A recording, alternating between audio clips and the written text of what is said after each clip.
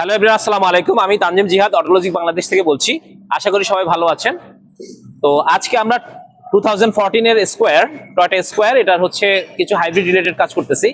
আপনারা অনেকে জানেন যে আমরা Autologic Bangladesh hybrid and electric গাড়ির কাজ করে থাকে।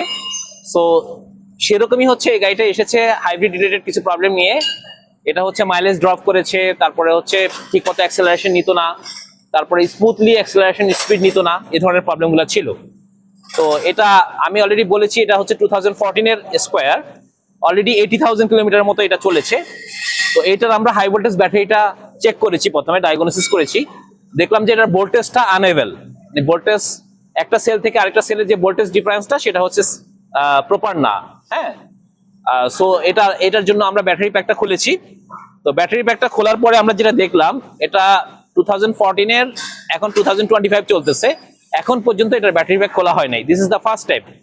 তো এই ফার্স্ট টাইম এই ব্যাটারি প্যাক খোলার পর আমরা যেটা দেখতে পাইলাম, এই ব্যাটারির যে ফিল্টার আছে এটা ফুললি ব্লকড।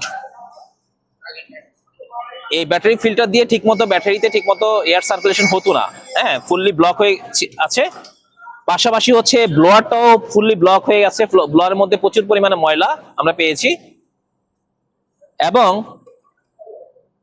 খুব ইম্পর্টেন্ট যে বিষয়টা সেটা হচ্ছে এটার যে হাই ভোল্টেজ বাসবার আছে, হাই ভোল্টেজ বাসবারগুলো কমপ্লিটলি ব্লকড এবং ফুললি কার্বন ডিপোজিট হয়ে গেছে। তো সেটাই আমরা দেখাবো। একটু যদি ক্লোজলি দেখাই, একটু দেখেন, হাই ভোল্টেজ বাসবারগুলো কমপ্লিটলি ব্লক হয়ে গেছে, কার্বন ডিপোজিট হয়ে গেছে একদম সবগুলা বাসবার।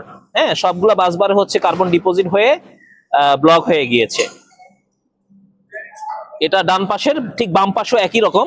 হ্যাঁ,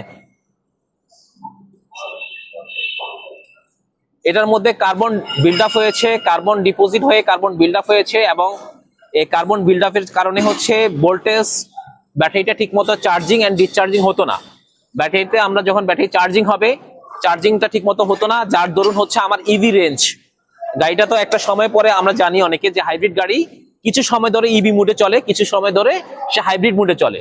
তো এটা ইভি মুডের যে সময়টা ছিল সেই সময়টা প্রপারলি পাওয়া যেত না, মানে ইভি মোডে প্রপারলি চলতো না গাড়িটা, যার দরুন দেখা গেছে গাড়ি ফুয়েল কনজাম্পশন বেড়ে গেছে, এই ধরনের প্রবলেমগুলো হয়েছে। তো এই কার্বন ডিপোজিট হওয়ার কারণে যেটা হচ্ছে, আমাদের আলটিমেটলি আমাদের ফুয়েল কনজাম্পশন বেড়ে যাচ্ছে, গাড়ির ইভি রেঞ্জ বা ইভি মুড চলার যে ক্যাপাসিটি বা ইভি মুডে যে চলবে যে সময়টা, সেই সময়টা কমে গেছে। এবং ওভারঅল হাইব্রিড ব্যাটারি হচ্ছে যে ব্যাটারি হেলথ আছে, ব্যাটারি হেলথ হচ্ছে ডাউন হয়ে গেছে। সো আমি সাজেস্ট করব সবাইকে যারা স্কোয়ার বা নোয়া ইউজ করেন, এবং স্পেশালি যারা 14, 15, 16 এই মডেলগুলো ইউজ করে থাকেন, এবং যাদের মাইলেজ 1 লাখ কিলোমিটারের কাছাকাছি, তারা ডেফিনেটলি আপনার হাইব্রিড ব্যাটারিটা চেক করান। চেক করানোর পরে হচ্ছে আপনি যদি প্রয়োজন মনে করেন যে হাইব্রিড ব্যাটারিটা সার্ভিস প্রয়োজন, তাহলে ডেফিনেটলি হাইব্রিড ব্যাটারিটা সার্ভিস করাবেন। এবং ডেফিনেটলি আপনি প্রপার জায়গা থেকে হাইব্রিড ব্যাটারি সার্ভিস করবেন, যারা হাইব্রিডের এক্সপার্ট বা যারা হাইব্রিড রিলেটেড কাজগুলো করে সেখানে কাজ করাবেন। কারণ হচ্ছে যারা হাইব্রিড এক্সপার্ট না, তারা দেখা গেছে কাজ করতে গেলে বড় ধরনের কোনো ড্যামেজ করে ফেলতে পারে। সো পাশাপাশি এই গাড়িতে আমরা স্পার্ক প্লাগ দেখেছি, স্পার্ক প্লাগ গুলো ফুললি ব্লক, স্পার্ক প্লাগ গুলো নষ্ট হয়ে গেছে। This is the spark plug. Spark plug গুলো চেঞ্জ করতে হবে। পাশাপাশি এটার ফুয়েল ফিল্টারটা আছে, ফুয়েল ফিল্টারটাও চেঞ্জ করতে হবে। আমি অলরেডি বলেছি এটার মাইলেজ প্রায় 80,000 কিলোমিটার। সো এই কাজগুলা করা হয় নাই। আমরা জানি যে স্পার্ক প্লাগ এবং ফুয়েল ফিল্টার এবং ট্রান্সমিশন ফ্লুইড, এই তিনটা জিনিস, specially fuel filter, spark plug এবং হচ্ছে ট্রান্সমিশন ফ্লুইড, এই তিনটা জিনিস স্পেশালি হচ্ছে 40 থেকে 40,000 কিলোমিটার অথবা 3 থেকে 4 বছর পর পর চেঞ্জ করতে হয়। পাশাপাশি এটার ব্রেক অয়েল চেঞ্জ করা হয় নাই, ব্রেক অয়েলও চেঞ্জ করতে হবে। আমরা অলরেডি জানি যে ব্রেক অয়েল 1 থেকে 1.5 বছর অথবা 12,000 থেকে 18,000 কিলোমিটার পর পর চেঞ্জ করতে হয়। তো এই ছিল আজকের ভিডিওতে। যারা স্পেশালি স্কোয়ার বা নোয়া ইউজ করে থাকেন, তাদেরকে বলবো আপনি আপনার হাইব্রিড সিস্টেম বা hybrid battery, specially hybrid battery তো আপনার হাইব্রিড গাড়ির হার্ট আমরা বলতে পারি। সো আপনি আপনার গাড়ির হাইব্রিড ব্যাটারিটা ডেফিনেটলি চেক করাবেন ভালো জায়গা থেকে, এবং হচ্ছে যদি প্রয়োজন হয় সার্ভিস করানোর, ডেফিনেটলি আপনি সার্ভিস করাবেন।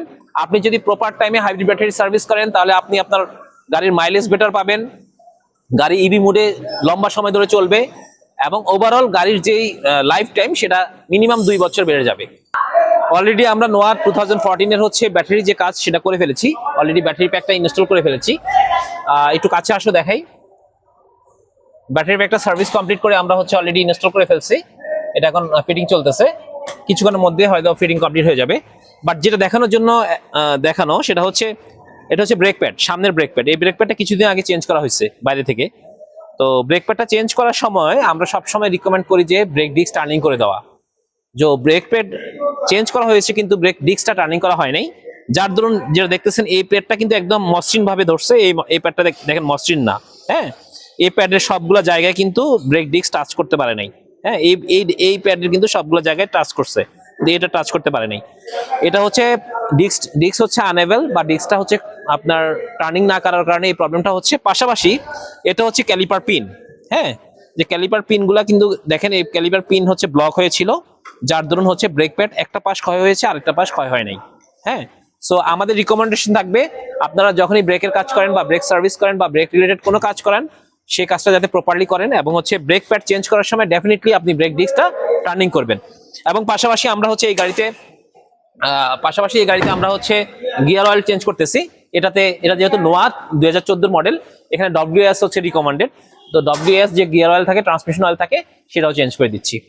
তো এই ছিল আজকের ভিডিওতে। থ্যাংক ইউ সবাইকে, আসসালামু আলাইকুম।